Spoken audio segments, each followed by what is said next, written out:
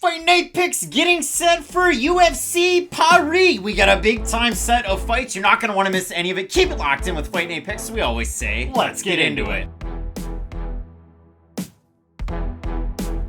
And just like that, we're back with Fight Night Picks. As always, one half of your hosting duo at Craig Allen FNP. With me to my left, to your right, respective socials, Matt Allen FNP. I told Matt before the show, put on something Fight Night Picks related, and son of a gun, we're brothers wearing the same shirt, the old baseball jersey. In the group chat. But getting excited for this return to Paris, France. I mean, last year it was an absolute slobber knocker. The main event, Ciryl Gane taking on Tai Tuivasa.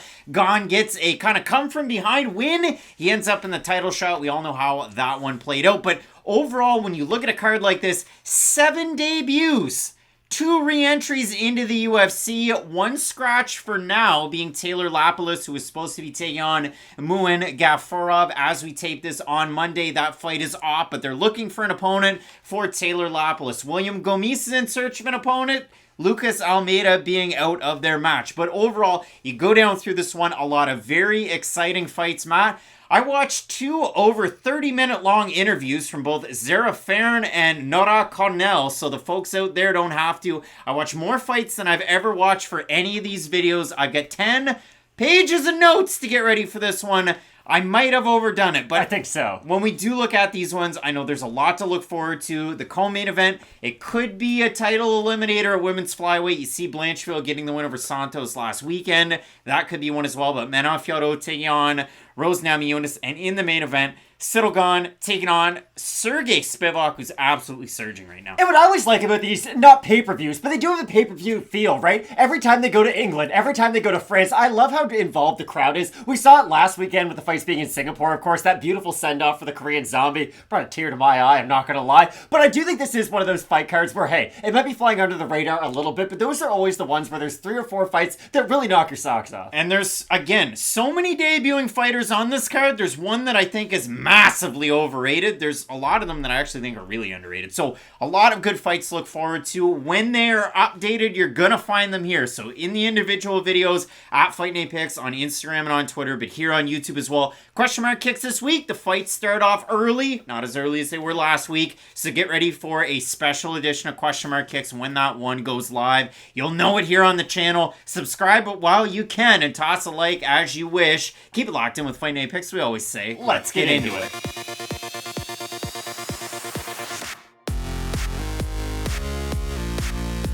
This weekend, bantamweight square off. One of them for the first time ever. We have KR Kleydson Rodrigues representing at one point in time Team Nogueira, now out of Shoot the Box Diego Lima. Rodrigues making the move up to 135 to take on Extreme Couture's Farid Basharat. The man is undefeated as a pro. He had a tidy little amateur career, and Basharat now all of a sudden off of his close fight against Damon Blackshear gets to gain even off of that close win. Definitely. Because of how good Blackshear's looked since. Now, when you do consider a fight like this, for Kleydson Rodrigues, if you go back and you watch some of these fights, a win over Santo Curatolo on Dana White's Contender Series 2021, he's able to withstand some of the takedowns. He goes out there and punishes with his strikes. You saw him land about 1/3 of them as leg kicks, and that's the biggest thing for Kleydson Rodrigues. You're going to see a great clinch game. He utilizes elbows there, knees, as you saw in the lone win in the UFC against Shannon Ross. The loss that Rodrigues has in his UFC debut against CJ Vergara,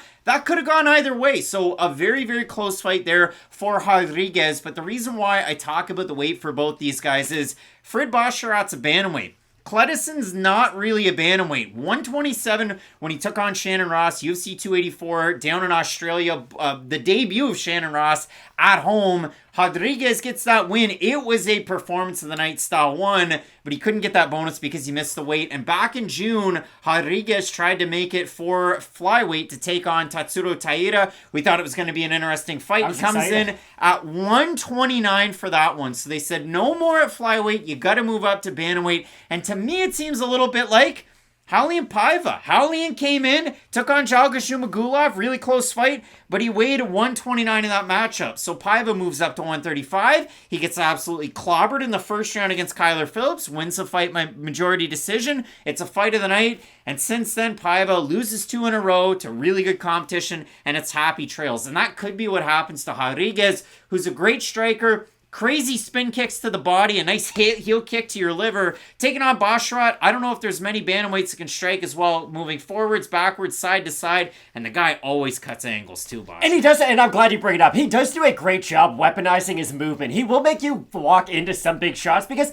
Basharat's not the biggest puncher in the world. And coming into the UFC, I thought he was going to go on maybe not a streak of finishes, but you get the idea. Show up, really stamp himself as one of those bantamweight contenders, and then keep on moving up from there. And he's had good performances, don't get me wrong. But I feel like every single time he's done fighting, it leaves me just wanting a little bit more. Because, again, we know how talented he is. He can move forwards, backwards. He has great long-range strikes. And like I said, he does a great job of when guys are trying to crowd that distance, he'll throw knees at the middle. He likes his kicks as well. He does do a great job with the straight shots meeting his opponent halfway. But again, with Basharat, if he's as good as he is in my mind's eye, he should be going out there and at least getting stoppages. And I will be curious to see if this is one of those first fights, because Kleydson is going to have to close the distance quite a bit in this matchup. Yes, he does have great kicks, but unless he is able to land those leg kicks consistently to really break down the movement of Basharat, I think it is going to be a little bit difficult for him to try to figure out, okay, what is my sweet spot? Because if he does try to stay on that long range kind of kick and boxing range, I think Basharat is going to have the edge, especially at that distance. But if Rodrigues, and I'm glad you brought this up too,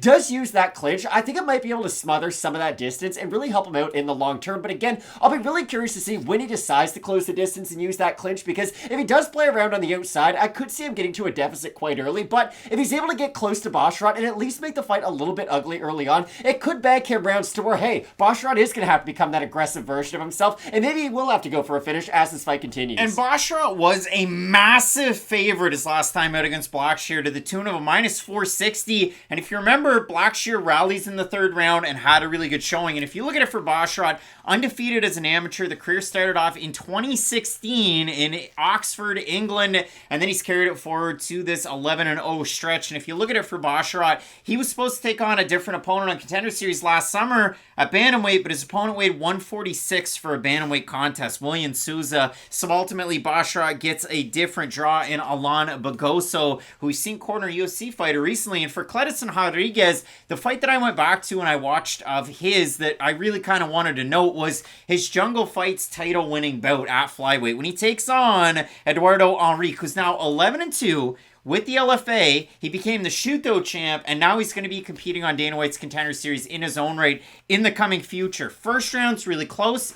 Rodrigues is able to tie up. He's able to have some clinch throws of his own, and at the end of it, he's able to go out there and get the finish in the second round and look really good against an awesome opponent. So for me, when I look at this matchup, Farid Basharat is about a 3-1 favorite in it. We have a look at the Tapology votes. Surprise to us, they are to you. I think the fans love Farid Basharat. They love both him and his brother Javid. I'm going to say over under 75% Basharat. I think it'll be way over. It's going to be over. It's way over. 1,195 total votes, 94% Basharat, 77% by decision. For the 6% that have Rodrigues, 42% by decision, 42% by knockout.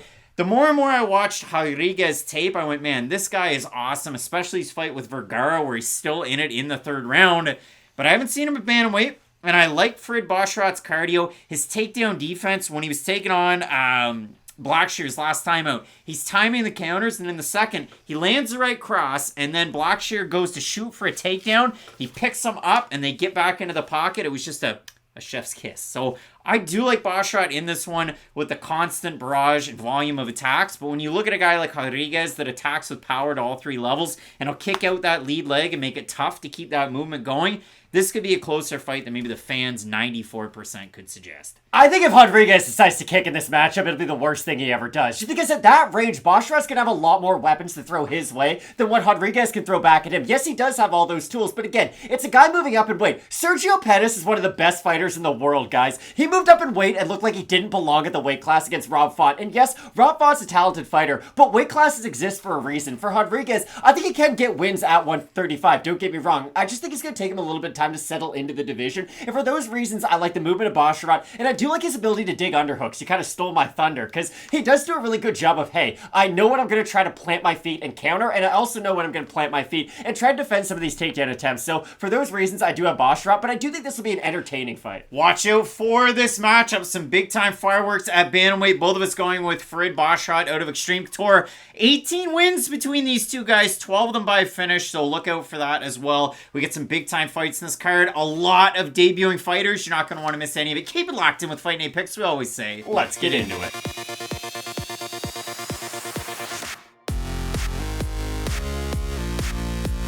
And a welcome back to the UFC to Northern Ireland's Rhys McKee. We have this return of Skeletor, the Cage Warriors welterweight champ, the former Bama lightweight champ way back in the day. McKee had a couple of tough losses in the UFC to Khamzat Chimaev and Alex Morono, if you don't know. But McKee riding a 3-fight win streak, and he's going to be taking on Congo and Switzerland's own, the last ninja, Ange Loosa. And when you look at a matchup like this, Matt, I don't know how the fans couldn't get excited, because both of these guys throw tons and tons of volume. They'll give a shot to take a shot, and I think this is going to be one of the more interesting and entertaining fights that we have on the card. And if you've never seen Rhys McKee fight, or if you just watched the Chimaev fight, you're not getting the complete picture. McKee, back with Bama, when he was going back-to-back, or at least having a couple of fights against then Tim Barnett. First fight, Barnett is able to go out there and get the finish win. He clinches up, he's landing the knees, and McKee is done. Barnett wins the championship. They rematch a little bit later, and McKee's going out there and doing the exact same thing to Barnett. So I know I had a ton of fun going back and watching McKee fights before he was in the UFC.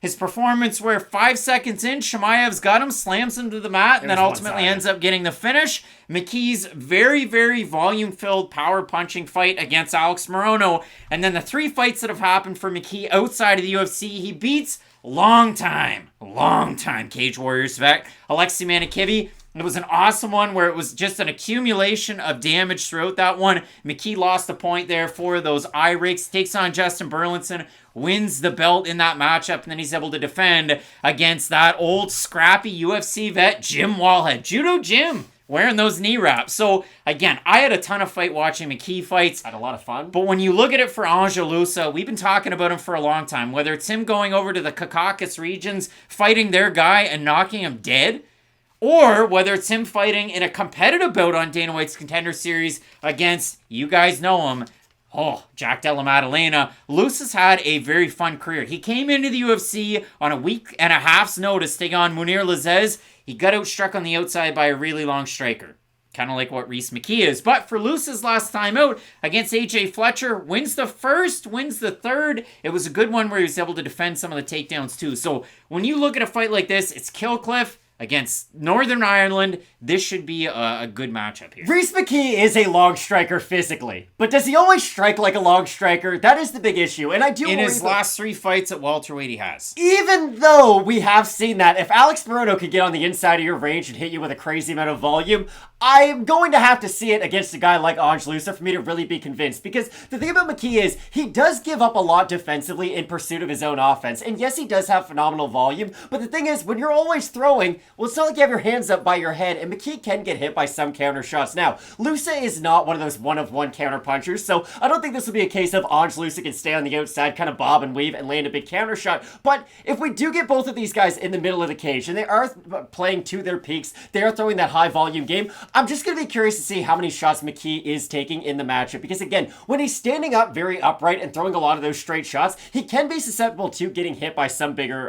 punches. And for Ange Loosa, I'm going to be really interested to see if he does decide to throw a lot of leg and body kicks in this matchup, because McKee, and you don't need me to tell you this, his nickname Skeletor, he fights at 170, he is huge. Like, frame-wise, he looked Chimaev in the eye, put it that way. Not a lot of guys do in this division, so McKee does have a lot of those one-of-one physical attributes in this weight class, but again, we talk about this all the time. The old Luke Rockhold, when you're real tall, you like to lean back. And no, McKee doesn't lean back, he will march forward, but again, he's going to eat shots if that's what he decides to do by just marching forward. And McKee, if you watch him when he was at lightweight, you can go back and watch that Banama fight on YouTube where he takes on Jai Herbert on the poster, and that's how he was able to get the title. But if you go and you watch that much younger fighter at 21, he's going out there moving a lot on the feet, but his head stays still and his arms stay out. And now that he's moved up, since he's gone back to Cage Warriors, he's still moving around a lot on the feet, but he has incorporated moving his core and moving his head quite a bit. Not to say that how do you move your core? How do you move your core? Well, yeah, but nobody in the world moves their core out of body shots. They block them, parry, and I'm not saying on body shots, Matt. I just said he just moves for anything, his core. though. For the most part, you move your feet and your head. Your core follows. You watch guys move their core all the time. Matt, people don't stand still and move their No, head. but they What move their fights are you feet. How watching? many people just stand there and move just their core? What if Normally your you shoulder move your rolling? feet and your head? core is moving and your shoulder. But that's moving your head. That's my whole point. You're getting your head out of trouble if you shoulder roll. You don't shoulder roll your body. You just move your body and you don't think about it. It's just one part and parcel. But when you watch Rhys McKee fight, there has been big level ups. Now, again, he has gotten hit. Justin Burlinson was landing those spinning elbows until he wasn't, and he ate a left hook. And for Loosa, again, you look at it and you consider the strikes that he's been able to throw in these fights. He goes up at an almost exponential rate from round 1 to round 3. Finds himself into the fight. He's not like Morgan Charriere that's going to be on this card. So if you're trying to make a pick on this one, Matt, Ange Loosa is the favorite in the matchup. We have a look over on Tapology to get an idea what the fans are thinking. I'm going to say over under 60% with Ange Loosa in this one. I think it'll be slightly over, but it'll be before 70%. All right, and it's the opposite. 1,237 total votes, 63% McKee, 37% by decision, 54% by knockout. For the 37% that have Loosa, 69% by decision. I could see this fight, 3-round atmosphere, going to a decision. Again, I think McKee's leveled up, but even I'll say this. The big thing that McKee hasn't figured out from lightweight to UFC to welterweight is leg kicks too. He will try and check leg kicks after somebody's already thrown 5, 6, 7 of them, and they've already started to take their effect. And when he switches over to southpaw, it's not the most effective stance for him. So when you're trying to make a pick in this one, Matt, I think Ange Loosa, like just in general, coming into the UFC was very, very underrated. Now he gets his big shot against a big name. And for McKee, not to lump him into the Cage Warriors contingent, but we've seen a lot of Cage Warriors fighters recently just burn right out. So when it does come down to this one, I have a tough time on the pick, though it sounds like I've hyped one fighter up more than the other. It's been a lot more tape on the one other guy than it has been for Ange Loosa. This is a great return fight for Rhys McKee. I don't think, like I said, this isn't just going to be one of those 5-minute kind of washouts for McKee. So hopefully this is a performance that can at least justify giving him more performances. But I think Ange Loosa is going to do a slightly better job defensively. Now, I do worry about this fight as it continues because I do agree with you. Rhys McKee does have volume that at a minimum is crazy in the first round and just stays crazy all 3 rounds. But again, he can build as the fight continues if he's not eating a lot of damage throughout those first 2 rounds. So I do have Ange Loosa ever so slightly. For me, I would put him at like 60% and then 40% McKee. I think it's a very close Loosa was able to land 88 strikes against Munir Lazzez. It wasn't on a week's and a half's notice. It was on 4 days' notice. 88 significant strikes, 40 of them were leg kicks. If you do that against McKee, you're going to have a lot of success. And if you're hyping yourself up like Ange Loosa does before a fight, his walkout song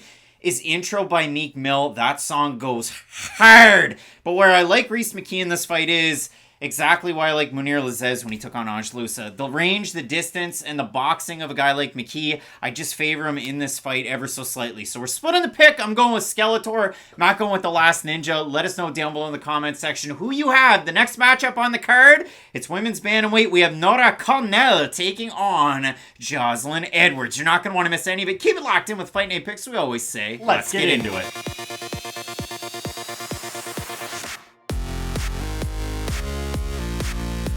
And a welcome to the UFC, to France's Muay Thai specialist. It is Nora Cornolle, and she's going to be taking on La Pantera, Joselyne Edwards. And if you look at it for the debuting fighter, certain sites have her as 33, certain sites have her as 34. But what I do know is she transitioned into MMA in 2021, and in that first fight, she took on Jacqueline Cavalcanti, who's on this card. And in that fight, Cornolle looked like she had never trained a day in MMA and was purely a Muay Thai striker that took off the armbands. And the transition from that first fight in 2021 to what you see in front of you today is a nearly completely different fighter. Does she have the foundations in Muay Thai? Yeah, you're going to see that with the spinning back elbows, the kicks that she lands to all 3 different locations, and she loves to go throw the left hand and then follow it up with a left kick to the body. But for Cornolle, what I found really interesting was I listened to an interview that she did with RMC Sport, and it dropped on August 24th. The biggest soundbite out of it was, "Oui, j'ai vraiment commencé dans le MMA, ouais, c'était décembre 2020, janvier 2021. She just started training in MMA like 3 years ago. So that's kind of wild to see her into the UFC so soon at this age. She goes on, continues to talk about all the great training partners that she has. You can see her training at Great Britain Top Team. You know that gym for, I don't know, Mark Jacasey? What about the man in the hat? No, I'm not talking about Chuck Mindenhall, Brad Pickett. But when you look at Nora Cornolle, Matt, I have 2 pages on just Cornolle in this fight. She's a very flashy striker who can get it done on the ground, but she hasn't fought very good opponents other than the debut against Cavalcanti.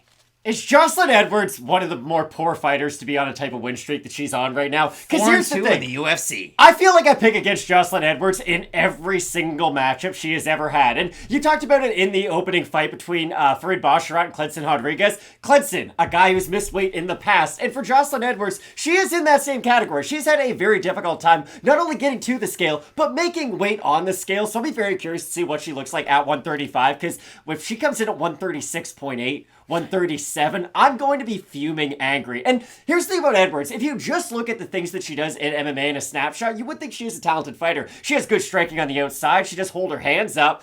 But then you kind of watch the film and you do start to see a lot of weaknesses in the game. And maybe that's why I do feel like I pick against her so often. Because if the fight's not on her terms and if her fighter is able to really disrupt that rhythm, make her uncomfortable on the back feet, I think they can have success even if they're getting outstruck. And let me say this, Edwards is a good striker moving backwards. But sometimes if you're moving backwards and you and your opponent are having very close striking exchanges, you're not going to win a lot of those rounds. And there are going to be very, very close matchups like we have seen in her last two fights. So for Edwards, yes, her strengths are able to get her wins at the UFC level. Don't get me wrong. She has great kicks in her own right. She does have good hands when she's able to really incorporate the two together. But if you can disrupt her rhythm, especially with the clinch and even with takedown attempts, then I will be curious to see, okay, is Edwards still going to have that pop on the end of her shots? Will she still be able to use her feet to evade some of the movement of someone like Nora? Because Nora, I do think, is the more heavy-handed out of these two. She puts a lot more into her shots, whereas Edwards will just throw quite a bit out at you. So I'm very curious to see how Edwards does fare. If her feet do start to slow down in this matchup, she's not able to evade her opponent. And Nora even touched on it in that interview en français. She said, like, between the transition from Muay Thai and kickboxing over to MMA, and you go look at her Muay Thai kickboxing record, whether it's 12-5, whatever it is, a lot of championships, a lot of lineage. She got up to 83 kilograms at one point. She said that she had, and I quote, Hashimoto thyroid problems, which was the downfall of Ian Heinisch. That's why he just left the UFC and he might possibly retire. And she also said that she had endometriosis, which is obviously terrible, especially if you're a fighter. So for Nora Cornolle, it's definitely impressive what she's been able to do through this run. Again, her first fight as a pro, taking on Jacqueline Cavalcanti. In that one, she eats a right cross and then she eats an overhand right. She gets dropped. She gets right back up after eating 8 or 9 punches, and then she nearly knocks down Cavalcanti in that first round. She's landing big shots. The second round was all Cavalcanti, and in the third round, it was pretty darn close. I scored at 30-27 for Cavalcanti, but you go down and you look through the rest of them. She takes on 3-2 Marie Loiseau. Loiseau is able to get an early takedown, but the referee stands them up at a certain point. You look at the fight that she had against Chukwu, who was 2-0, but now 5-1 in that one. Her opponent wasn't all that great. You've got a lot of takedowns from Cornolle where she goes to just pull her opponents towards her, suplex. They're not really the greatest this one. This is my question for you, if I could. No. Hold on. Okay. Fight against Abak, who's 1-0. It wasn't really the greatest. She's able to get the trip takedown, get the finish once it touches the mat. But the one that I like, Matt, the fight that she had against D'Souza, it's going, and D'Souza's fought really good competition. They go up against the fence. It looks like Nora's in a bad spot. Referee calls time. A little bit of a wardrobe malfunction. Then D'Souza gets Cornolle down to the mat. Cornolle's throwing the up kicks, and I saw bee stings. So the referee, again, calls time. So once D'Souza loses an advantageous position up against the cage because of wardrobe malfunction. Twice, she's got Cornolle down on the ground after stacking her.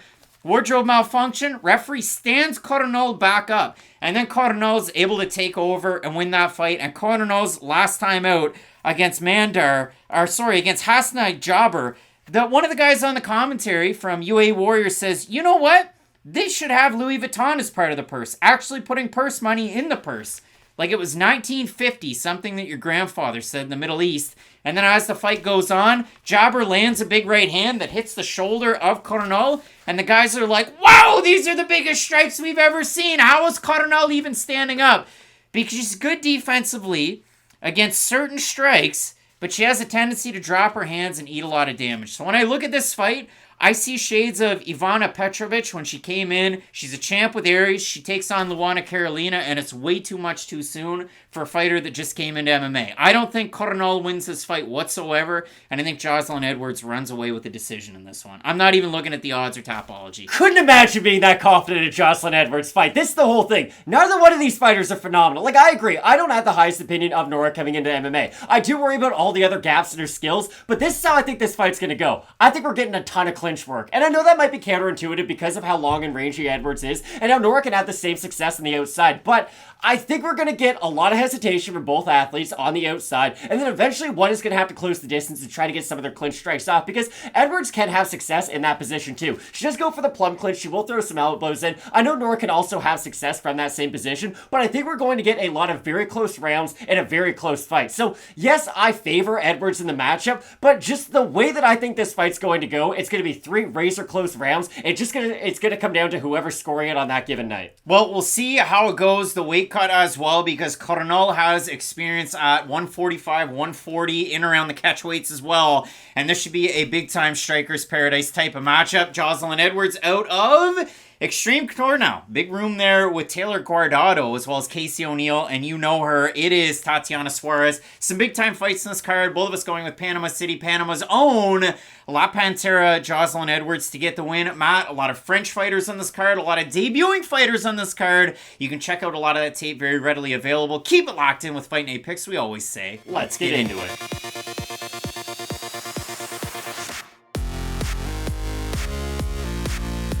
A bantamweight affair in Paris. We have the hometown fighter, Zarah Infinity Fairn, or Infinite. We're not done. She's going to be taking on the LFA bantamweight champ that is Jacqueline Cavalcanti. And when you look at a fight like this, Matt, I came in going, okay, younger fighter is going to win. Older fighter is going to lose. She's going to have a hard time making bantamweight. I'm going to make all sorts of jokes about Zarah Fairn. Yeah, that's right. Just roll her old bones on over here. And then I listened to a 40-minute interview that she did with after the fight, and I felt bad about all my preconceived notions because for Zarah Fairn, she was a very accredited boxer, but she had a really hard time finding boxing fights in her native France and elsewhere, so then she transitioned into MMA, and that was quite a long time ago. Now, how old is Zarah Fairn? Is she 36, 37, 39? I don't know. But what I do know is way back when, in 2016, she opened a gym in her old neighborhood and opened it up to the public and really wanted to kind of bring in underprivileged youth,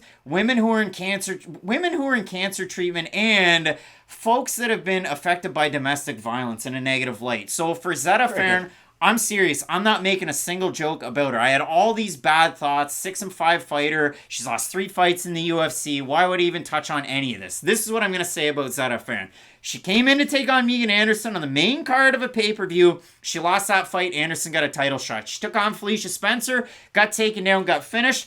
But her last time out, if you didn't watch the fight against Joselyne Nunes, Fairn trained in her mother's homeland of Brazil at Team Figueiredo. She was on that Brazilian card to get that push. Taking on Nunes, she rallied back in that one, and I scored it 2-1 for Zarah Fairn in that matchup. She was able to throw that really good volume out there, able to throw from distance. So again, if you didn't watch the fight, go back and watch it. But she has lost 3 straight. She is a much older fighter, and originally this was not supposed to be Jacqueline Cavalcanti. She's taking this fight on short notice. She is that LFA champ. We did talk about Cavalcanti because she has a win very early on in the career when she took on Nora Cornolle, and she got the win there. But for Cavalcanti, Matt, the one loss to an eventual PFL fighter, and all of the wins that she's had since, a very, very fun striker to watch in her fights. And for Cavalcanti, training out of Blockhouse MMA, Kenny Anderson scares the heck out of me because I think he's going to wrestle me at some point. I'm just going to be walking down the street and that guy with the horseshoe mustache. Could do like those Daniel Cormier Habib like hug takedowns. This guy's going to want to wrestle me. But Cavalcanti trains with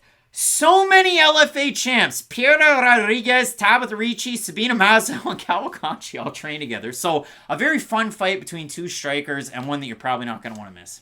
It should be a really fun fight, and hopefully this isn't just kind of a, hey, we're going to feed Zarah Fairn to the younger Cavalcanti, because Fairn, when she is able to get her game going, does have positives to it. You bring it up. Once she's able to get into that rhythm, it is difficult to knock her out of it, and she does have good volume to go along with her own size, too. Now, I know you have it up on the screen here, like, Cavalcanti's the bigger fighter. Zarah Fairn's a big fighter, though. Yeah. A very broad shoulders, has good power, too, and she's able to land, so I will be very interested to see how these two look when they do weigh in on Friday, just to see physically how they do match up, because if Fairn is able to stay on the outside, then maybe she can make this fight very interesting. If she can force Cavalcanti up against the cage, avoid some of those bigger shots and the combinations of Jacqueline, then I do think Zarah Fairn can have a ton of success in this matchup. But the problem is, outside of that one area, I will be curious to see if Fairn has improved on her ground game. Improved on, maybe not her cardio per se, because like you say, she can gain as the fight continues, but I would like to see 3 very steady rounds out of her, because that's what's really going to come into play. If she is able to really out-volume her opponent and get past some of those earlier storms, because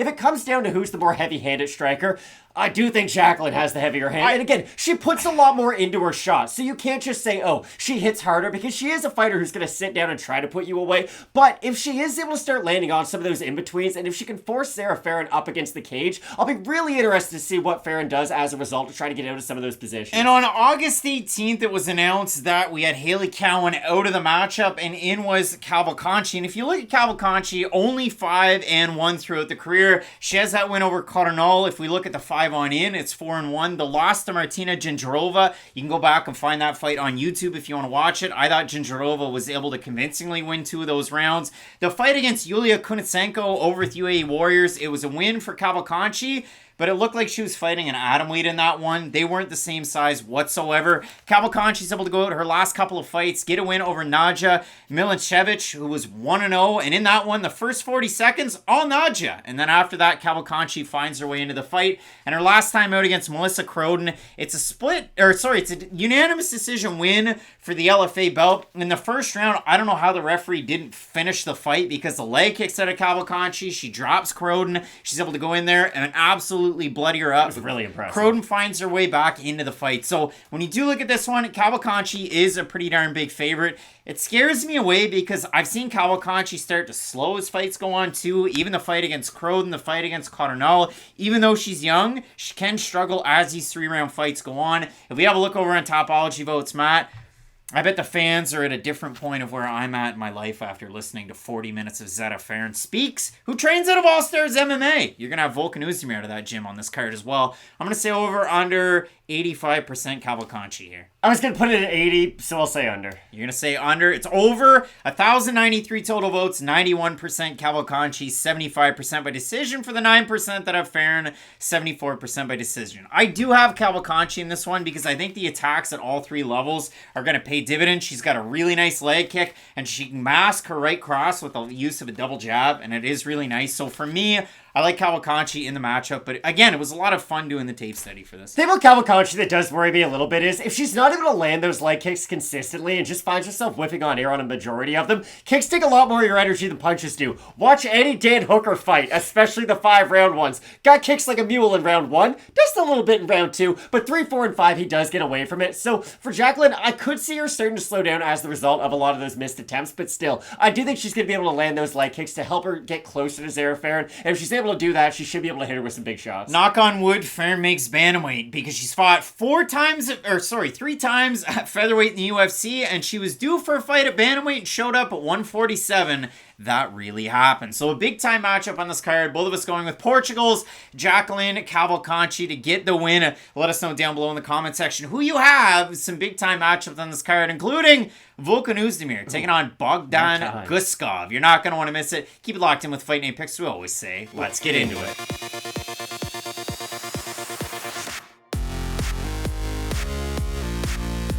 The long-awaited debut of, well, the last pirate, you know him, to whom much is given, much is tested. 4 title fights with Cage Warriors in 9 total fights with the promotion. It's France's Morgan Charriere. He's going to be taking on the Venetian Angel. It is Manolo, Zecchini, and when you look at a fight like this, it's wild because these two guys are making their UFC debuts against each other. They both debuted with Cage Warriors on the same card. Morgan Charriere taking on Soren Bach in the co-main event of that card for the featherweight strap, and it was Manolo Zecchini taking on Danny Mathiasen. Unsuccessful in the matchup due to an odd fight for what it was. But when you look at both of these guys, if I didn't watch any of their fights, this is what I did. And I wrote it down in my notes. I wrote, well, Manolo hasn't competed since last October. I don't know why he's on this card. He's definitely the B-side. He's probably going to lose. And I was very, very mistaken. When I watched Manolo Zecchini, I listened to what he had to say in some of his interviews. He did one with All Access MMA and James Lynch on August 22nd. This guy's one of the most likable guys. He's like a male Amanda Hebos. His interviews are great. His English is a little bit broken, but he's super positive. And for years, Zecchini's trained at Jackson Wink, and you've seen the pictures with some of his training partners. Most recently, he spent some time with Dominic Cruz and the guys getting ready. And he said to James that he's been back in his native Italy for the last month, getting ready for this fight. He's going to have Mike Winklejohn in his corner, along with Zecchini's brother and his father, who I've seen corner him in the past. And you got to say this, for Manolo Zecchini, the tattoo, it's aggressive down by the waist. It's ridiculously aggressive. And his hair, it's a mix of his brother's and his father's. Kind of back, but to the side, it's all over the place. When you watch Zecchini fight, though, he grapples when he shouldn't grapple. But boy, oh boy, when this guy strikes, he is on fire. And when I boil this one down, I watched all the way back to Zecchini's fight against Danny Mathiasen. So there's a lot of tape that you can watch that's out there. His last two losses, Mathiasen, he struggles in the grappling. He ends up getting tired. He gets beat. And his fight that he had against a very good fighter in Karamutalo Sufiev, in that one, Zecchini has success in the striking. And in the grappling, he doesn't, and he ends up losing and nearly getting finished in that one. But for Zecchini, he blitzes forward, he never stops striking, and his leg kicks are really good. There. He's got great blitzes, and when he has you hurt, he doesn't Jeff Neal it. He just goes straight after the finish. For Morgan Charriere, people have known him for a long time. Again, he fought Saladin Palnas back in a weird ruled, back when French MMA was French MMA, and the rules aren't the same as the rest of MMA. Well, it was illegal, so. And Charriere you weren't allowed to strike on the ground, but you could go for submissions. Charriere started off his pro career 2-3, and this is a guy that got into judo at 8. He transitioned MMA at 17. He had a little bit of English boxing to him. But for Charriere, you know him for a giant YouTube channel. You know him for those 4 fights with Cage Warriors. And listen, he's sitting above the Mendoza line. He's 1-4 in title fights with Cage Warriors. But he wasn't able to beat Vucenic. He wasn't able to beat Paul Hughes. He wasn't able to go... When's Paul Hughes going to be in the UFC? We got to say that. Hopefully soon. And he wasn't able to beat Soren Bach. But for Charriere, you watch his performances. The power's great, but sometimes he waits to bait for his counter shots, and he doesn't do anything. And then he ends up on the losing end of 8 decisions and the 1 submission loss way back when. In all of his fights that I watched, he did the exact same thing on the outside, and it does worry me a little bit. He has an incredibly powerful right hand when he's able to time it out, land it down the middle. He kind of throws it as an overhand and a straight at the same time. Has good uppercuts too. He really does have great variety on that shot. But when he slides out a distance, this left hand goes from here to here. And if you have good combinations that can end them with a good right hand, I think you probably could stop him. Like, that's how big of a weakness it does seem to be in a lot of his game. And you bring it up. In a lot of these matchups, too, he'll look good when he does decide to enter the exchanges, but then he'll wait, and he'll wait, and he'll wait. And if he is on that kind of waiting, we'll see what my opponent does in this matchup against Zecchini, then it's going to be really difficult for him to close that distance and make up the difference in the later rounds. But the good thing is, especially in this fight, I think this fight's going to be absolutely insane for the first 4 or 5 minutes. That first round is going to be electric because Manolo does come out and throw a lot of combinations. He tries to use his physicality to push you up against the cage, and once he is able to get you in that position... He's very much the featherweight version of Claudio Ribeiro at 185. He kind of is, yeah. And again, he's got good power from both sides too, but I'll be really curious to see if he can pick up on that same weakness. If he can start throwing those combinations, and I don't just mean throw crazy volume and hope something lands, but throw your combinations. I always bring this up. Dan Hardy's the guy who says it. Pick your power shots as different punches. You don't always want the last shot of your combination to be the most devastating. And if Zecchini is able to do that and end some of these combinations with a right hand, I could see him landing, especially in the early goings of this matchup. But the problem is, He also leaves the window open for counters when he is throwing his own offense. And if he is just charging into range without really setting things up from the outside position, I brought the right hand up for Morgan for a reason. Yes, he might be susceptible to that shot, but if he starts landing those up the middle shots, the uppercuts, even the clinch, he does have pretty good dirty boxing when he's able to get that like Daniel Cormier kind of one-handed clinch in. I'll be really interested to see if he does decide to go for some of those closer range exchanges, because I think on the outside, Morgan should have a lot of success. So you go back and you watch fights for both these guys. For Zecchini, his last time out, it was at Venator FC 12. You know Venator for Marvin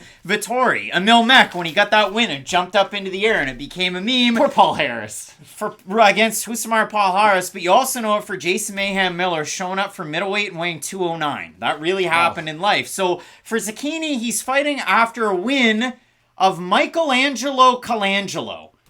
That's the like most Italian name I've ever heard in my life. Zecchini goes out there against Abu Tunkara, and in that one, he's bouncing a lot, he's landing a lot of strikes to all 3 level, but he clinches for no reason. It's really, really odd when Zecchini decides to clinch, because he doesn't do much with it. He gets his hands locked behind your back, and then he tries to go body lock or trip, and his opponents have decent balance, and he's not able to get it done. So against Tunkara, he can't get it done. He eats hooks on the entry, but an overhand right stuns his opponent, and then a flying knee knocks him out. And Zecchini is like Mario Bautista. He loves throwing the flying knees. He loves throwing the jumping switch knee. He absolutely loves it. But he's a power plant when he does decide to throw. His opponent before that for Zecchini, he's taking on Suk Kampasath. And in that one, Suk has a win over Manel Kopp, who fights the next week. That is Jay Ellis has a win over Gerald Mearshart. Also had losses against Taylor Lapalus and Jesse Arnett. But in that one, lead hook's able to really land against his opponent. He's landing good kicks. He knocks him out in that one.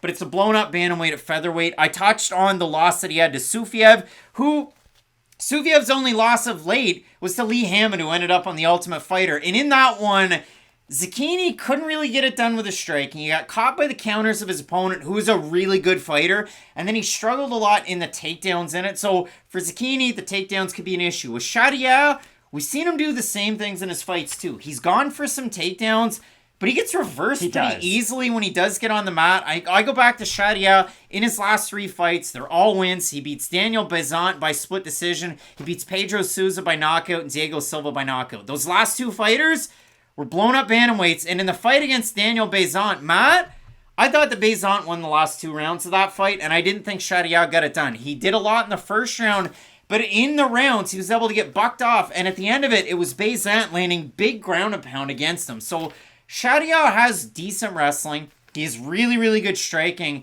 and he's a giant favorite in this matchup. And I started thinking, before I did any of the tape studies, Charriere, without a shadow of a doubt, this guy's a former Cage Warriors champ. He's always got the belt. But when I watched his fights, even in the wins, there's moments where you go, geez, this guy waits a lot to throw that counter. And Zecchini isn't really the most defensively sound fighter. So we have a look at the Topology votes. If I could, if you just watched the UFC, I vividly remember watching fights at Craig's house once, and he had some other friends over, and there was a guy who looked at Vicente Luque's record, because it was like 14-9, and he goes, this guy's going to be a scrub. A lot of people who might just watch the UFC might look at Morgan as being 19-10, or sorry, 19-9. 18-9, sorry, and think, hey, is this guy really like all that? But when you look at the level of competition throughout his record, it does matter, and that's the thing. I would much rather you fight fighters that we do know and have some losses to them than just beat everybody who's 1-0, 0-1 on your way to a UFC shot. Morgan Charriere's combined opponent record, 170 wins, 77 losses, and 1 draw. 4-1 Manolo Zecchini. Listen, this guy's a Venetian Angel. 65-45 and 4, but getting wins that you like to see. If we have a look at the Topology votes, Matt, surprise toss there to you. I'm going to say over under 90% Charriere. I think they'll be under. I think they're going to be under. They're over. 1,135 total votes, 92% Charriere, 64% by knockout for the 8% that have Zecchini, 33% by decision, 49% by knockout. Again, the more tape I watched on Zecchini, the more I have an appreciation of his fighting, and I think he's got a way better shot than the fans and the odds would suggest. I like Charriere with the counter ability, but if he gets down in the first round and the second round, he could very well lose this one on points. So I do have Charriere in this matchup, but I don't like it at all. There's a reason I bring up one very specific defensive liability for one of the fighters and then just say, hey, the other fighter's got a lot of them. For Manolo, he might not have the one weakness that is quite glaring, but if he does rush in and just try to go, not Bangkok ready, because I mean he's super technical, but just fight one of those just engage early in his career type of fights, I think he's going to get hit by some of those counter shots coming down the middle. I do think the last pirate, and I don't hate the nickname, honestly. I think he's going to land some of those right hands, especially up the middle, and those should be able to get him a win. Hopefully he doesn't land the old jab after the bell against Paul Hughes in the 4th round like Ciryl did. Rich Mitchell. That guy won't take any crap. He took a point in that one. Both of us going with France's own Le Dernier Pirate. It's going to be Morgan Ciryl to get the win. Some big-time fights on this card, Matt. Polar Pop, Volkan Oezdemir taking on Bogdan Guskov. That's a real fight. You're not going to want to miss it. Keep it locked in with Fight Night Picks, we always say. Let's get into it.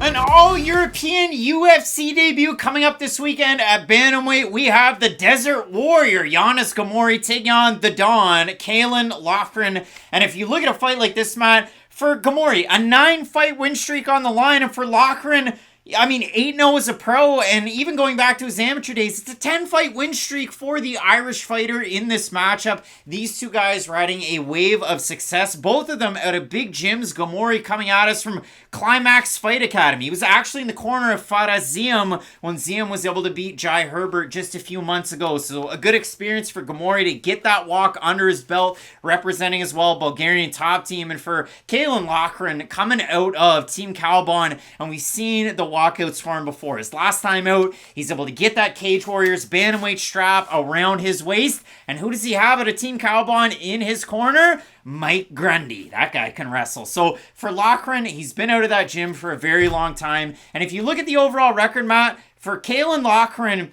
it is salty at the start. I mean, getting wins over Nightmare on Elm Street, Rhys Street, as well as Will Cairns. 0-31 and 0-39. Their Topology pages are flagged because those are just some salty guys. But if you look at it after that, it's the last 3 fights that he's had on this run. And all of them by finish. He beats Festus, Ahorlu. That was a really good fighter. He's then able to go out and beat Luke Shanks, the former flyweight champ over with Cage Warriors. Beats him by finish.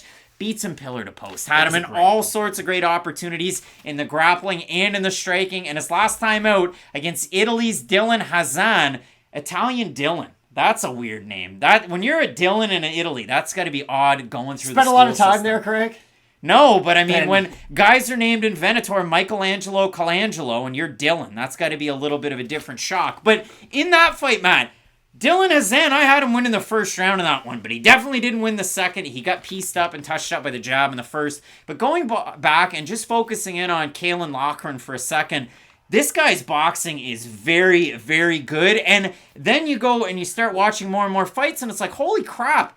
His takedowns are good too, and his control's great. And that's what I like about his whole game. The thing about boxing is, the reason boxing and wrestling work so well together is there's a lot of ducks. So you can disguise your wrestling takedowns for a lot of up and unders. Again, we're good. The weekly mention of Chad Mendes has to happen. Chad Mendes made a career off it. But for Loughran, the thing that I do really like is, once he is able to establish, like you said, the jab and then start to initiate some of the combinations, if he takes you down, the ground and pound's legit too. He's not just a one-note fighter, and that's the really nice thing to see, because even if he was just a boxer from the outside, I'd still think he could have decent success at the UFC level, but the fact that he has been able to mix in the wrestling and the ground and pound, it really does level up his offensive game quite a few times. He gets those legs locked in there. Once he gets you taken down, he gets the body lock, and you're not leaving that body lock once you're on the mat. And that's the nice thing to see. Again, the top pressure is very good. He will stay in the half guard quite a bit. It's a position that you see a lot of wrestlers go to because it just gives you a little bit more stability of your opponent than just going into full mount to where they can buck you off with the power of both legs. But for Loughran, I do really like where his game's at only 27 years of old. And for Ghemmouri, this is the weird thing about his game that I've noticed in a few of the fights that I've gone back and watched. The guy holds his feet so close together. And yes, he does go for leg kicks, doesn't check them nearly as well as you would like for a guy who is quite rangy, but the boxing is quite good. The problem is, though, when he is on the defensive, he can just kind of shell up and get frozen. And if he does find himself in a position like that against Loughran, who can not only disguise the takedown attempts with his own boxing techniques, but again, just go for takedown's sake, I'm going to be really curious to see how Ghemmouri deals with that pressure, because how I see this fight is, Ghemmouri's probably going to be backing up more often than not, trying to react to what Loughran's going to be doing in the cage.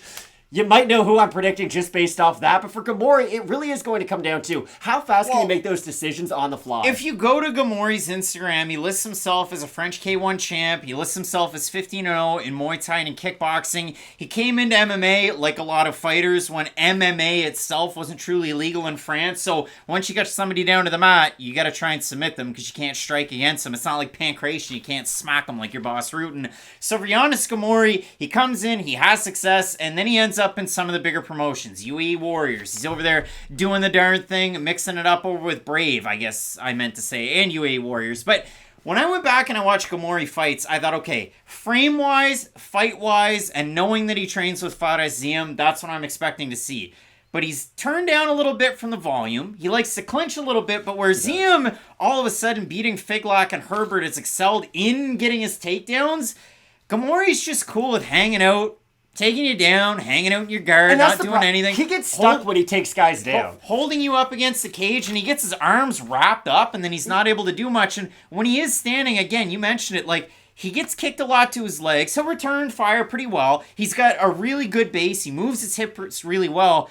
But he kind of waits, and he'll square himself up a lot in his fights, and I can see him struggling in those respects. So, again, for me, watching these Ghemmouri fights, even in the fight that he had his last time out, it was, a win by knockout against Memosh Raza, who wasn't really all that great of a fighter. To Ghemmouri's credit, because I haven't said a lot of positives, he does have surprising power. Like, all of a sudden, he'll just hit his opponent with a shot that you're like, oh, that, kind of a glancing blow, but it does change the complete complexion of the fight. So, if he can mix in some of the volume along with those power shots that we have seen in the past, he does have good knees at the middle, too, that might deter Loughran from going for some of those takedowns. I do think his whole game can get a win in this matchup. It's just if he does find himself waiting for his opponent, trying to figure out, okay, is it A or B, and he picks the wrong one, they're just going to have devastating effects. And just like Zarah Fairn, who's on this card, and she hasn't fought at bantamweight in like a decade. Yanis Ghemmouri hasn't fought at bantamweight since 2021. He's had fights at around 140. He's had featherweight fights, as you can see in his last time out. Definitely be the bigger guy. Against Raza. So when you look at this one, Caolan Loughran is not a tall man whatsoever, and he has a very short reach as well. And there's a reason why I don't have a reach on some of these slides. I mean, for some of the pictures, heck, nobody seems to be on a consensus as to how old these guys are. But for the reach on this one, Loughran's going to be at a disadvantage. We'll find out what it is when they walk into the cage. Matt, Loughran is a pretty big favorite in this one. Former Cage Warriors bantamweight champ like the Pikey, Brett Johns, like Jack Shore, like Nathaniel Wood. He's going to look to do the darn thing. I'm going to say over under 85% on Topology going with the Don Caolan Loughran. I think it's going to be over. I think it's going to be over. 84% of 1,210 total votes going with Loughran. 73% by knockout for the 16% that have Ghemmouri. 64% by decision. And Ghemmouri lands great power shots. You mentioned it. He'll kick to all three levels. He's got a really nice right cross when he decides to throw it. I think Loughran's going to win this fight. I think he can take it down on his terms, and I think he's going to have a lot more success with his own volume. Both these guys, though, excel when they're pressuring forward. Loughran, if you back him up, you can kind of get him off his rhythm. And Ghemmouri, if you just stand at space, he's kind of happy to wait like his Morgan Charriere. So for me, I like Caolan Loughran in this one. I don't like the nickname because Da Don just got cut to Fawn Chukwe, so now we have The Don making the debut in Caolan Loughran. But yeah, for me, it's the fighter out of Ireland here. I think the Don's better than the Desert Warrior. Algerian France, the Desert Warrior. I guess. Yeah, I've got Loughran in this matchup. It should be a fun fight again. If Ghemmouri can keep it at range and mix in some of those power shots, especially the knees, he might be able to have some success. But if he does find himself retreating, then it just helps Loughran with his whole equation of, hey, am I going to box or am I going to take you down? And I do think we will see him get quite a bit of ground and pound off from that top position. I don't think we will see a very much of a lay and pray type of a style from him. Both of us going with the Irish fighter out of a big-time gym in Liverpool. It's the Don Caolan Loughran. Matt, some big-time matchups on this card, including the next one between fan favorite Volkan Oezdemir. He's taking on Bogdan Guskov. You're not going to want to miss it. Keep it locked in with Fight Name Picks, we always say. Let's get into it.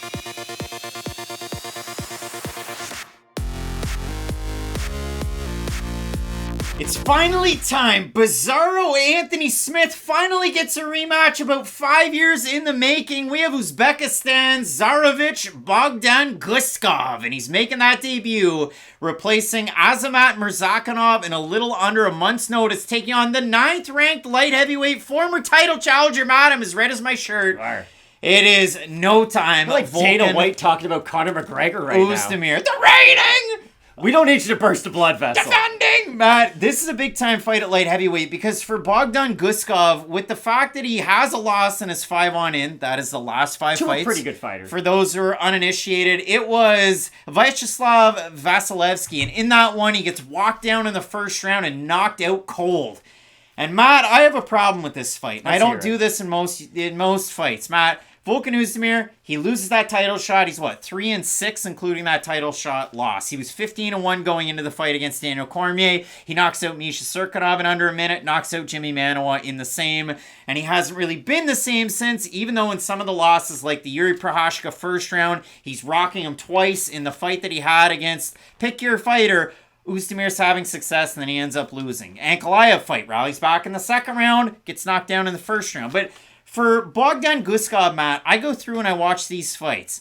Trains out of ATT Moscow and another smaller gym, Gore MMA. But he trains a little bit with Johnny Walker, like recently. That's cool to see. He looks like Anthony Smith and Fedor if they merged together. That's cool. He's got an awesome back piece with a bear and a skull. Are you going to say anything good about his fighting, or maybe just Bogdan Guskov walks guys down square, doesn't throw kicks, throws single shots, but when he lands the right cross, guys go down, and everybody he's beaten that I've seen are awful. He's crushed so many cans in Russia. I can't disagree with anything you've said. But Volkan Oezdemir is in a weird point of his career. A lot of fighters, after they do reach a title shot, it's like, okay, where do you go from here, right? You've got to not the top of the mountain, but you've at least challenged for a title. Where do you go? How good are you going to look? Volkan Oezdemir reminds me a little bit of Trey Turner this season, I guess. Trey Turner had no confidence with the Phillies, right? He wasn't playing well, he wasn't feeling himself. So the Philly fans bought billboards, they cheered him like there was no tomorrow, and all of a sudden, guess what? Trey Turner started feeling better about himself, and he's going off. He's playing very well. So I do think confidence plays a part, not only in everyday life, in sports as well. And for Volkan Oezdemir, when he's that confident, moving forward striker who isn't concerned about the things coming back his way, he can have a lot of success. But I gotta go back even further to when you bring up the knockouts against Manuwa. He didn't look good against Ovince St. Preux. I know he beat OSP in his UFC debut, but to this day, I think OSP won that fight, to be completely clear, because Oezdemir wasn't the guy moving forward. He was more than happy to back up. He had his back against the cage, and he really just got lucky that OSP doesn't have crazy volume in that matchup, because neither guy really rocked each other. They were going tit for tat with their strikes. So for Oezdemir, there really is those two levels to his game. It's, hey, am I going to move forward, and can I at least accept the fact that I'm going to eat some damage? I think that's a really important thing with Oezdemir, because if he's not worried about what's coming back his way, he can be that destroyer. But once those doubts start to come in his mind of, hey, do I have to defend a takedown? Do I have to watch out defensively moving backwards? Then I think guys can have success. He defended double-digit takedowns against defense. Paul Craig, and we saw that. Daniel Cormier defended a lot of them. The problem for Volkan Oezdemir, you even go back to his first pro loss with Bellator against Kellyan Knudsen, NCAA champ wrestler. Too far back, though. He gets taken down, he gets submitted, and then you look at Cormier, and you look at the fight against Nikita Krylov the last time out, and Volkan credited with the takedown of that one, but to his detriment, it was the takedowns of Krylov, and that was the reason why Oezdemir lost. But his fight against Paul Craig, he's able to win, defend the takedowns, and land his strikes. You go back and you look at Oezdemir against Rakic. Did he really win that fight? You look at the OSP win. Did he really win that fight? Bogdan Guskov, if we can focus on it for him, he's out of Uzbekistan, and he comes in, and again, he's knocked everybody out. He's looked amazing. All of his wins by finish. I think he's got, one submission win. But for Guskov, we go from his last fight back. Takes on 41-year-old former Bellator vet Carlos Eduardo, who's 1-6 in his last 7 fights since 2020. Against Eduardo, tall and square. He gets taken down by a double leg in the opening seconds. He gets back up, lands a 1-2. The right cross is the one that does Eduardo in. You look at Guskov's fight that he takes on Ali Reza Vafayev, who's 4-1. Never beaten a 500 fighter. Hadn't fought in almost 300 years. Hadn't fought. He's a vampire. Hadn't fought in 3 years. Right cross, faceplant knockout. Bogdan Guskov taking on Abdul El Wahab Saeed, who was 7-2-1. You go and look at his record. He beat 6 fighters who were 0-0 and 1 fighter who was 1-0. And in that fight, Saeed's having success on the outside striking. Bogdan closed the distance. He's able to get the win. I looked at Guskov all through and through. Combined opponent record was 79-48-2. And you might go, well, that's good. Well, just like Charlie Day in Always Sunny in Philadelphia. Carol! I'm just connecting all the dots. The best win that Bogdan Guskov has by the numbers, he beat a man who was 13-3-1 named Nurlan Tukubabyev, whose best win was over 7-2 Abdul Kasim Yulubov, who had never beaten a 500 fighter.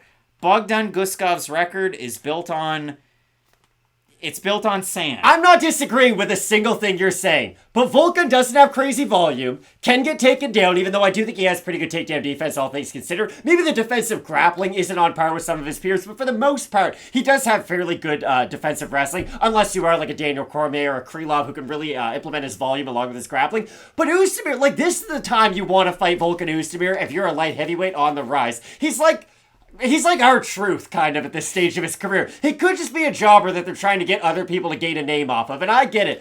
Gavarov is not this guy who I think is going to go on... Guskov, sorry. Is not a guy who I think is going to go on and do great things in this division. I just think if there's a single opponent that you want right now, it's probably Volkan Oezdemir. The reason why I have Oezdemir in this fight, if it wasn't clear, Guskov, could he land that right cross? 100% he could. He's got knockout. Like, he hits a guy once and they go down. Even if they're not good, it's very hard to drop grown men at 205 pounds. He hits them with that right cross, they're done. His fight against Vyacheslav Vasilevsky, it was a main event with AMC Fight Night. And in that one, he's getting walked down, and he's doing a little bit of an Anderson Silva square. Only Vasilevsky lands one jab, and it drops Guskov. He gets back up, and he gets hit. He gets dropped one more time, and he's knocked out cold. That jab that was able to land dropped him. So I don't like Guskov in this fight. I know he's a slight underdog. We look on Topology, 63% of Oezdemir. For the 37% that have Guskov, they're astute. 80% have him to win by knockout. Guskov, to me, doesn't have very good head movement. He's very square and he doesn't move well on the feet. Oezdemir, the trouble if you like him, and it might sound like I like him in this fight, when he walks around and moves, he holds his hands out here and he walks around like this. He plods forward. So Oezdemir training another camp at All Stars in Sweden because you saw him go for his native Fribourg in Switzerland, down to Hard Knocks, had the issues in the States, so didn't really sound like they were his fault, allegedly, but he hasn't been back since, so he's training in Sweden for this one. We'll see what another camp looks like for Oezdemir, but do I have a guy who's 2-3 in his last 5 versus a guy who's 4-1 in his last 5? You're gosh darn right I had Polar Pop Volkan Oezdemir. I have Oezdemir, but I see this much again, Oezdemir's not No Time anymore, I don't think. He's Volkan Oezdemir. You can beat Volkan. You can't beat No Time. No Time will destroy you. He's drinking his coffee on the bench. He's throwing bread to the birds. It's. I got some time, Volkan Oezdemir. Do you think he stole that from Damian Lillard? I think he might have. You mean Dame Dollar? You mean a guy who's like one of the best athletes in the world? I have Volkan Oezdemir, but again, hopefully I've thrown up enough red flags, because it's a guy who's not in his prime anymore. At least I don't believe he is, because he doesn't have that killer just march you down, throw the combinations. I like the left hook to the body, too. He used to throw that quite a bit to go along with the right up top. If we do see all those parts to his game, then yes, Oezdemir could win this one. But if we see the tentative version of Oezdemir to where he does have his back up against the cage, he's just trying to measure and land that big right hand, then I could see him losing this matchup. Will we get the Latifi version of Oezdemir? He looks so good in that fight. Will we get Bogdan Guskov coming off a string of wins over guys who aren't that great for his first action in about 6 months on short notice, Matt? Both of us going with sometime down on levels the Lord allows. It's Dame Dalla, Volkan Oezdemir to get the win. Some big time fights in this card. Listen, Rose Namajunas is going to be taking on Manolo Fiorot. You're not going to want to miss it. Keep it locked in with Fight Night Picks, we always say. Let's get into it.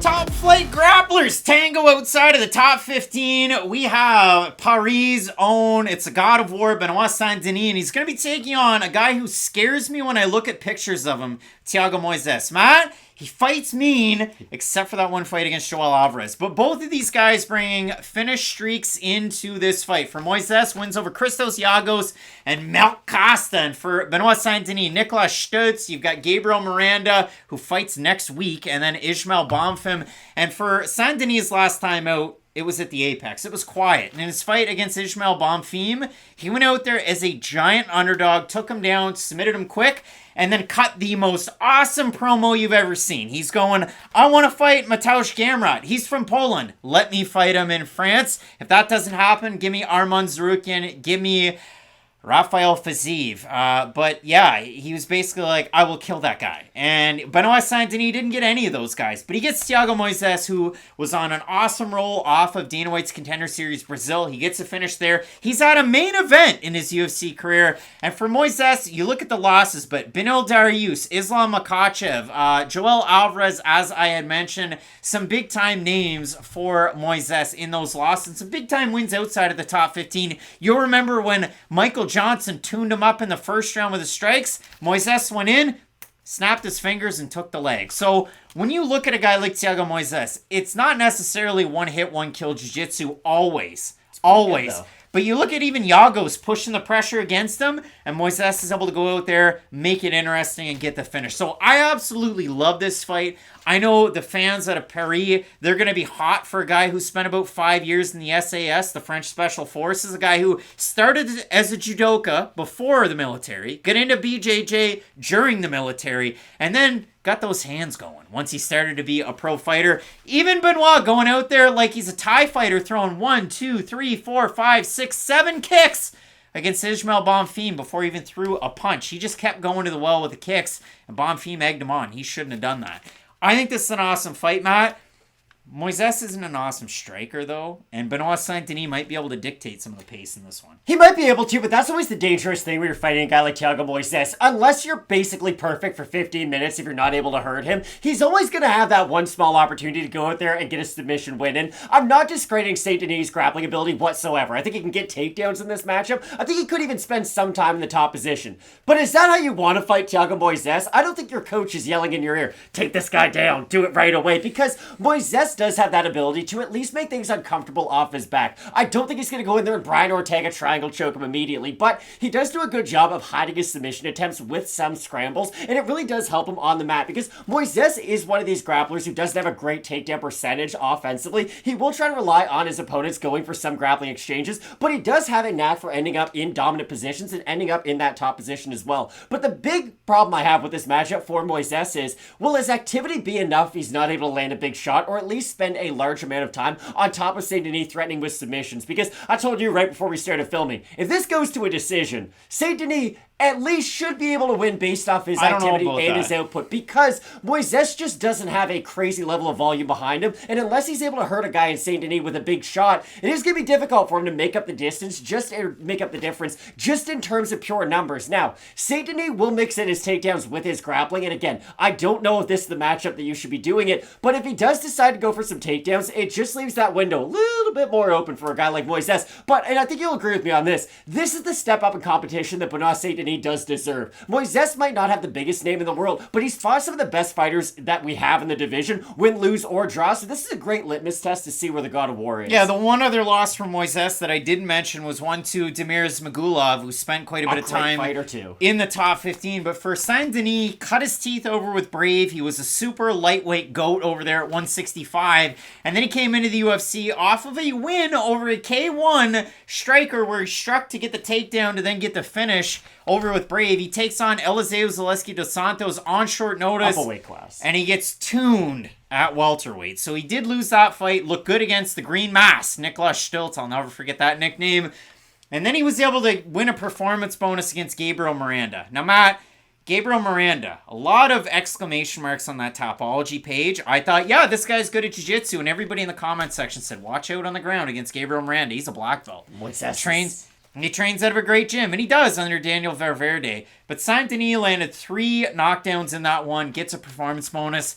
I don't rate Miranda all that highly. I don't discredit him, but I don't rate him all that highly. He takes on Smokin' Shane Young next week, who's lost 3 fights in a row. So look out for that one. TV set near you, or maybe on your phone if you watch this on your phone. But Saint-Denis' last time out did look good against a really good Ismail Bonfim. So I like this fight. I think it's going to be interesting, as you said. The thing that concerns me, Saint-Denis is awesome in the first round. He's pretty good in the second round. But even in his fight against Paolo Kiliak, where I know that one's a no contest on his record, go back and watch it. Kiliak's landing big ground and pound. Saint-Denis all cut up. It's a win for Kiliak by TKO at the end of the second, between the second and the third. They overturned it to a no contest because it was deemed that there was an illegal strike in the finishing sequence. So for Saint-Denis, I don't know how the cardio is.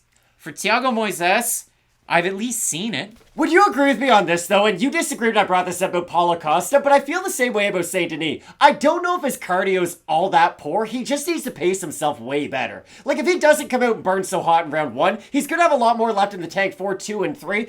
And even again in round 3 against Eliseo, he's getting his ass beat. But he does look better in the 3rd round than he did in round 1 and 2. My only point is, I don't think it's just a case of, oh, when the 3rd round comes around, Saint-Denis is not going to have anything left. I just think he's really going to have to pace his game throughout those first 2 rounds. And it's big time powerful takedowns from Saint-Denis. He gets his hands locked behind you. He kind of slams you down, and then he goes to work from there. Thiago Moises, a little bit of finesse, some flash and flare in it, Matt. Saint-Denis is favored in this matchup. We have a look at the Tapology votes. I think they're going to be close. I'm going to say over under 57.5%. God of War, Saint-Denis. I think they're going to be under. I think they're going to be under? Way Whoa. over. 1,359 total votes, 82% Saint-Denis, 43% by decision, 43% decision, 23% submission, 26% by knockout, not exact science, 18% that I'm Moises, 54% by decision, 30% by submission. I think Moises, if it goes to the ground, has an awesome shot at a submission in this fight. I think it's wild to think Moises is going to win a decision because he's not incredibly dominant with ground and pound, and he doesn't have a lot of action when he's on the feet. He's a net negative striker, and for Benoit Saint-Denis, technically a net negative striker because of the Zaleski dos Santos loss. However, he's shown in those 3 wins. Stutz, we're talking Miranda, and of course, Bonfim, that he was able to go out there with the striking. So I have a hard time with the pick on this one, more so than some of the other fights on this card, but who do you have here? Bonfim to Moises is a big step up in competition. It's like fighting, I don't even know. Like, there's levels to the game, and for Moises, he might not be a mainstay in the top 15, right? He's one of those names that you might see in based on a win, you might see come out of it based off a loss, but he still does have that resume that says, hey, if he is on his game, he can stack up against anybody. But I gotta go back to what I said even before we started filming. I just think the activity of Saint-Denis could get him in trouble if he is a little bit overzealous, especially with some of those takedown attempts. It definitely could, but I do think his defensive wrestling is good enough to keep this on the feet, and I do like his variety on the feet as well. So I'm gonna say Saint-Denis, but how my Tapology votes would be, I'd have them like 55-45. I do think this is a very close fight. I think you got to leave the votes alone. I think they're learning that in the United States of America, and especially in Tapology when it comes down to that one. Matt, I ever so slightly have Benoit Saint-Denis, but I don't necessarily love it. Again, where does his bread get buttered? He takes down fighters, and then he's able to go to town with ground and pound or his own submissions. That's hard to do against Thiago Moises. Ismagulov, Dariush, Joel Alvarez with the striking. This is a rich man's Petrosky versus GM3. It's one of those fights. So, Matt, both of us going with the God of War, Benoit Saint-Denis. Some big-time fights left on this card. A possible title shot in the co-main event, in the main event. Big implications as well. You're going to want to keep it locked in with Fight Night Picks, we always say. Let's get into it.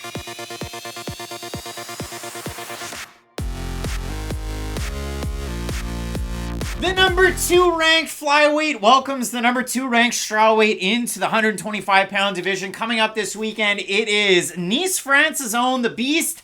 It's pronounced Manafioro. She's going to be taking on Thug Rose Namajunas, representing Arvada, Colorado, as well as Milwaukee, Wisconsin. And when you look at this fight, Matt, Rose Namajunas punched her ticket into the UFC's Hall of Fame. Multiple-time strawweight champ is Rose Namajunas, but her last time out, one of the worst fights you're ever going to see in the UFC. It was the rematch against Carla Esparza, and as you'll remember, the Ultimate Fighter Season 20 finale for the belt at strawweight. Namajunas loses a fight to Esparza in the rematch. They didn't really do much of anything. Oh, it's so bad. And Namajunas doesn't get it done against Esparza for the second time. So now she gets to take a lot of time off. We've seen her in limited action, a Fury Pro grappling series against Jillian Robertson, where it was over as quick as it began, and Robertson got the submission win inside of a minute, or at least just around a minute. So for Namajunas, gets to bring it in. And for Namajunas against Fiorot, we'll see how it works out in some of those striking exchanges. We know Thug Rose has that crazy head kick, the knockout over not just Joanna, but Whaley as well. And we know how good Rose's grappling is when she's on. And for Fiorot, from what we've seen in the UFC, not just the early finishes over Tabitha Ricci, who came in up a weight class, or Victoria Leonardo, but the subsequent wins, the super win over Maida Bueno Silva, who's looked good at 135. I know that positive drug test might cloud some things for people, but Fiorot was awesome on that night. And her last time out against Caitlin Chookagian, decision win there. wasn't the most appealing a fight It that I've wasn't. ever seen. But for Fyodor, we've even seen her win over some good grapplers. I reference it all the time. Quebec's Corinne Laframboise. And when I did it years ago, it was like, Corinne Laframboise, she's not very good. She fights on Contender Series next week. And she's now the UAE Warriors. So if she flyweight wins, champ. she'll be in the UFC, guys. Guess what? Corinne Laframboise, pretty darn good. So, Matt, even going back and watching Laframboise fight today, Laframboise, jiu-jitsu black belt, Fyodor's the one taking her down and landing ground and pound before she's able to get the finish with her strike standing. So for Fyodor, you know her for the hut, the Kia. You know her for that crazy side kick. But we'll see how she's able to make out against one of the all-timers in 11-5, Rose Namajunas. Rose Namajunas is the Chris Paul of MMA. I have said this for a very long time, and I'm going to stay by it. She's also lost a good... You don't become 11-5 by being immortal and great at everything, so how about we settle down a bit? For Rose Namajunas, she outthinks her opponents, and that's how she gets a lot of the wins. Is she the biggest physical fighter in the division? No, not really. Like, she's kind of thin. Is she the best grappler? No, but she's a talented enough grappler to where if you take her down, it's a really difficult position to be in because she can threaten with submissions. She does do a great job of taking the back herself. I know you bring up the Carlos Esparza matchup coming off the Ultimate Fighter, where she gets choked out, but if you go back and watch any of her fights after that, she really has been able to level up her game, fight in and fight out. And I understand that last fight against Esparza wasn't very good. It was her being very tentative against the takedown attempt and not really throwing a lot on the outside. And then we just had two ladies look at each other in the mirror for the majority of it. But for Rose, when she is able to deceive her opponent and make them do things they don't want to do, she can have a ton of success. And I know it doesn't always work out for her, right? She held on to the armbar a little bit too long against Andrade in their first fight and got slammed on her head. But in the rematch, especially in those first two rounds, the third one got a little iffy. But in the first two rounds, she did a great job of using her speed and her range to go out there and win moments and win rounds in that matchup. But even though I'm going to make fun of myself in this fight reminds me a little bit of Weili Zhang's last matchup against Amanda Lemos. I said, hey, Weili is better at pretty much everything, right? She's a very talented striker, but we know she can go for wrestling. She has good ground and pound. She has good submissions herself. Montefiore, to me, is at least built a little bit like Amanda Lemos in this matchup. I think on the feet, her power is going to be enough to at least make Rose uncomfortable on the outside. And yes, I acknowledge the fact that last time I said that, Weili won like a 50-10 in that matchup. She looked very good, but again, I just think Fiore's going to have a lot more success than people just might assume because of the body of work that Namajunas has and some of the fights that she's been in, some of the all-time great fights. Even look at the Joanna matchups. But for Fiore, is she going to be able to keep it off the mat and at least avoid some of the feints of Namajunas? Because Namajunas does a great job shifting her hips, shifting her feints, and really making people move into her shots. The Weili head kick is a great example of that. It's not the most powerful head kick of all, but she feints the leg kick, makes Weili do the wrong thing, and then hits her in the head. So I think Namajunas, with all that being said, has all the keys to win, but it is difficult to predict a win just based on her deception of her opponent. And I mean, for Namajunas, we joke and we say it in jest, 11-5, it's 12-5 if you include a 3-round win from the Ultimate Fighter season 20, but if you look at it for Namajunas, performance of the night win over Paige Van Zandt. The Michelle Watterson fight was super dominant. One over Joanna in the first fight, and then one over Zhang Weili. Fight of the nights against Jessica Andrade. Both of those fights were fight of the nights, and that was a 2-round fight of the night, the first one, where Andrade slams, and a fight of the night against Karolina Kowalkiewicz as well, where she wasn't on the winning end of that one because she struggled at the end of the range and against a lot of the strikes. Too. Like Montefiore will do. Montefiore, 5-0 since coming into the UFC in 2021. She was on EFC's The Fighter, which is their version of the Ultimate Fighter. She won that. She goes to UAE Warriors, has really good success during the pandemic times.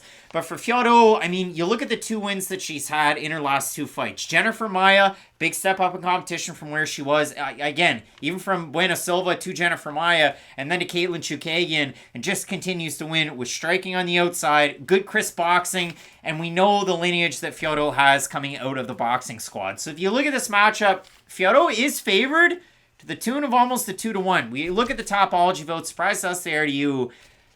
You can set them. I don't know. I'm going to say 72% Fyodor. I'm going to say under. And it is That's under. pretty close, though. 1,409 total votes, 69% Fyodor, 80% by decision. For the 31% that have Namajunas, 68% by decision. Matt, I have a hard time in Rose Namajunas fights. You know why? Because I don't know what version of Rose Namajunas I'm going to get from one fight to the next. I don't know if it's going to be tentative and grappling. I don't know if it's going to be strike heavy. I don't know where the game plan's at because it can shift a lot and she can really make things difficult and mix things up that way. But I feel like she's a fighter that likes to stick to that game plan regardless. And that's why I struggle. I anticipate Namajunas going for a lot of takedowns in this one, trying to go grapple heavy, and she could very well win out that way too. I've got Thug Rose in the matchup. I do. I think on the outside, she's going to eat some shots as a result of it, but she does have pretty good chin. Like, we've seen her in crazy fights. Andrade teed off on her in the third round of their matchup. Very different striker to Fiorot, though. Fiorot's not going to march forward with no head movement or anything and just throw wild hooks from both sides. I think Rose can be able to take the back of Manolo Fiorot, though, even if it's standing. I think she's going to be able to do a good job of getting around the hips, circling to the back, and just climbing up her like a spider monkey. So I do have Rose Namajunas in the matchup. I'll be very curious to see how she looks at 125, though. Again, she's not the biggest fighter for 115, but she does have a frame that could gain some weight onto it, and it might help her overall strength in the matchup. And if that is the case, it should make some of those submissions a little bit easier to pursue. I have a hard time with the fight because of how good Fiorot has looked, especially in this recent run, but I do think Rose Namajunas has that little extra X factor that's going to be able to get her the win. Namajunas hasn't fought at flyweight since her amateur days in 2011. So, 12 years later... Robert Whittaker never fought at middleweight until he did, and then he won the title, so... You can make examples for and against. That's my whole I point. think Rose Namajunas gets the win in this one because Manolo Fiorot stands at a karate stance and leaves her susceptible to getting taken down in a fight like this. So for me, I like Rose Namajunas, but I hate picking Rose Namajunas fights because I'm not good at it, and her game plan from fight in to fight out is always different. And it's hard to do a lot of tape study to get ready for a fight. So both of us going with Thug Rose to get the win in the matchup. And that's a tough ask against France's own in this co-main event. In the main event, it's a similar matchup. Striker versus grappler. Serghei Spivac out of Moldova taking on France's Ciryl Gane, the former interim champ. You're not going to want to miss it. Keep it locked in with Fight Night Picks, we always say. Let's get into it.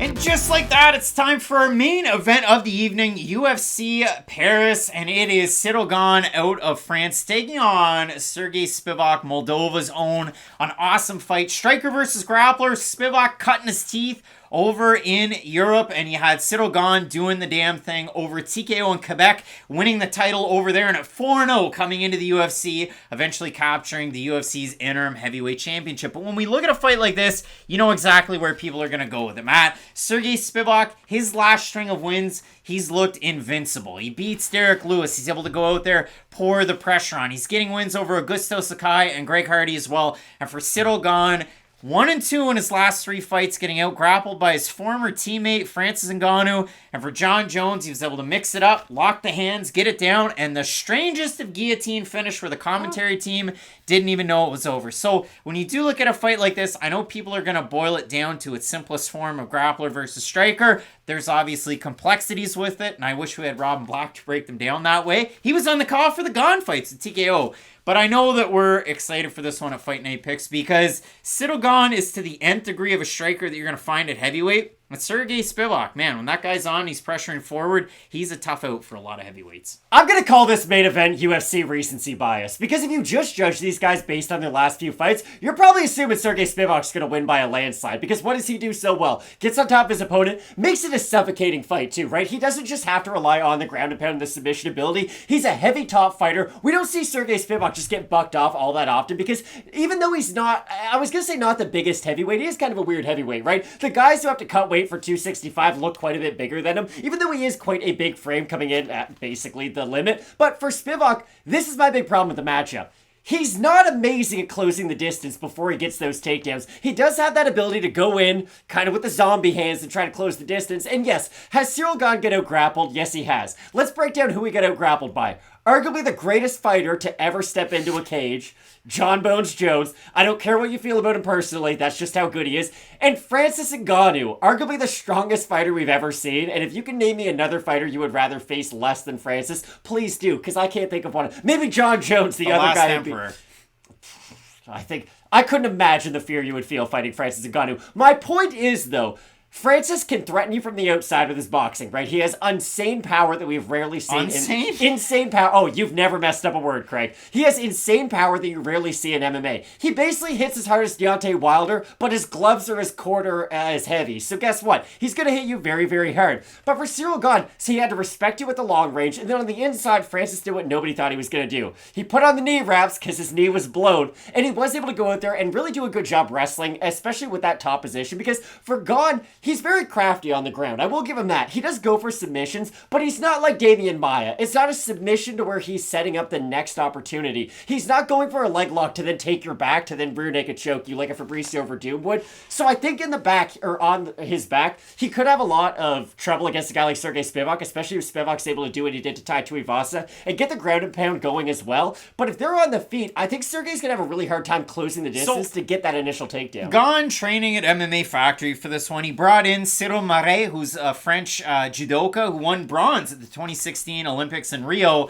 So good to see there. And obviously, we've seen the controversy surrounding his teammate, Slim Trebelsi. Is he going to be with Bellator fighting Davion Franklin? I don't know. Is Bellator going to be around? I don't know that either. But for Ciryl Gane, I mean, you're getting ready with guys like Alain Baudot and Nasruddin Imavov. Maybe they're going to wrestle. Not all that much. But if you do look at it for Gane, we've seen him withstand some adversity. He went out there. He was able to outstrike Alexander Volkan. But was that a lot of adversity? Like, he was never genuinely in trouble in that matchup. Yes, he got hit by some shots, but it's not like he got dropped like he did in the Tuivasa fight or anything like that. That's the next point. He was able to go out there in last year's main event in Paris, take on Tai Tuivasa, who dropped him with that big shot. Gane gets back up, and then, of course, you see Gane go to the wall with those body kicks, and he's able to get the finish with it. So for Gane, even going back to his fight against the judo man himself, Lord Kong Dontel Mays, late in the third round, he's able to go out there and get the heel hook win. But when he commits to a heel hook, or when he commits to a Kimura, the Kimura, when he's on bottom, might not be to try and sweep to get out of position. He's actually going for that Kimura to land the submission win. That's not going to work against the polar bear Serghei Spivac, who, going out with the PFL's Marina Maktenikova. It's an interesting couple out there for Serghei Spivac. The trouble I have with Spivac in this fight, though, as good of a grappler as he can be, I go back and think, okay, remember that time he took on a really big boxer and Carlos Felipe, and he was able to hold him down and land a lot of shots? That was good for Spivac. Remember his debut against Walt Harris on short notice?